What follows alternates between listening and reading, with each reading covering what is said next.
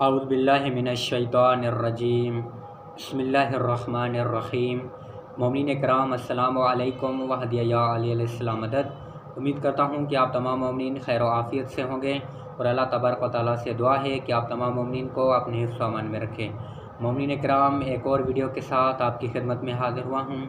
مومنین، کچھ دن پہلے ملعون الیاس قادری کہ جنہوں نے امام حسین علیہ السلام کی شان میں بدترین گستاخی کی تھی، آج اس کو اہلسنت کے ایک عالم نے اس کو بھرپور اور علمی طریقے سے جواب دیا ہے۔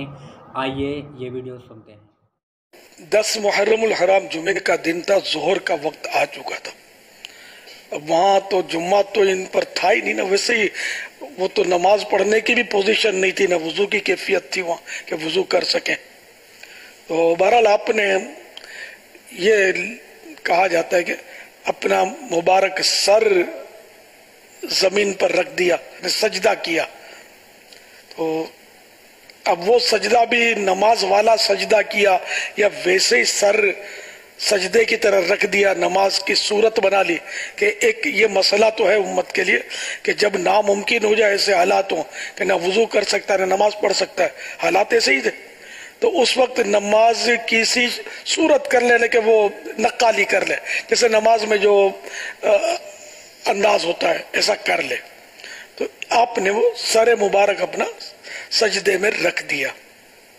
اس وقت کوئی آیتیں پڑھنے کا تو پڑھا نہیں ہے، بس سجدے میں سر رکھ دیا اور یہ پیغام دے دیا گویا کہ یہ سر اب بھی جھکا ہے تو بارگاہ خداوندی میں جھکا ہے، کسی سرکش حکمران کے آگے نہیں جھکا۔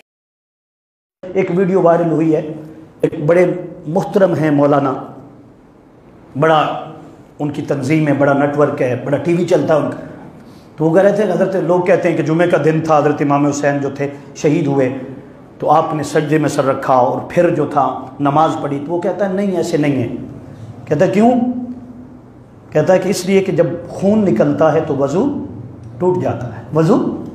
اور حضرت سیدنا امام حسین علیہ السلام 72 زخم تھے اور ایک زخم میں کئی زخم تھے، خون بہ رہا تھا، آپ کا پورا جسم اقدس زخموں سے چور تھا، آپ کا جسم مبارک خون جو تھا وہ کپڑوں پر اس طرح تر تھا کہ جیسے کسی نے پانی میں گھوتا لگایا ہو اور باہر نکلے، فرماتے اس طرح خون تھا۔ تو وہ کہتا ہے یہ سمجھ نہیں آتی کہ آپ نے سجدہ کیسے کیا۔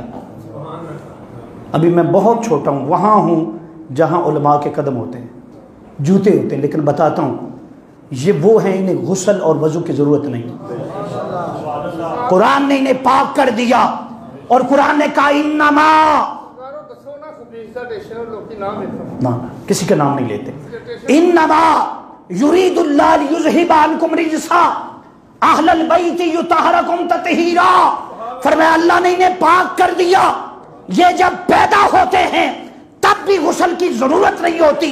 ان کی والدہ ادھر بچہ جو ہے دنیا میں تشریف لاتے ہیں، حضرت حسن مجتبی ادھر عصر کی نماز کا وقت تھا، وضو بھی نہیں کیا، غسل بھی نہیں کیا، مصلی بچھایا، نماز شروع کر دی۔ ارے وضو تب کرتی اگر وضو ٹوٹا ہوتا، غسل تب کرتی اگر پلیدی آئی ہوتی۔ فرمایا یہ پلید ہوتی نہیں ہے، ان کا جسم پاک ہے۔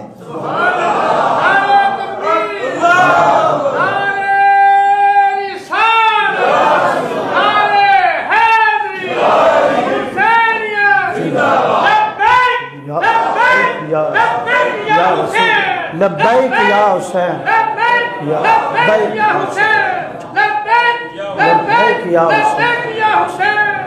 تو میں عرض کر رہا ہوں، ہم جتنے ہمارے اہل سنت اکابر ہیں سب کی عزت کرتے، کسی کو گالی نہیں دیتے۔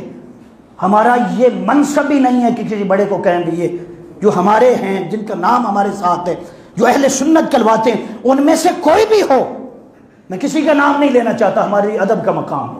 بعد علمی اختلافات ہوتے ہیں، علمی اختلافات، لیکن علمی اختلافات دشمنی نہیں بنایا کرتے، دشمنی نہیں بنایا کرتے، یہ کردار پیش کریں۔ تو میں نے کہا کہ یہ سیدہ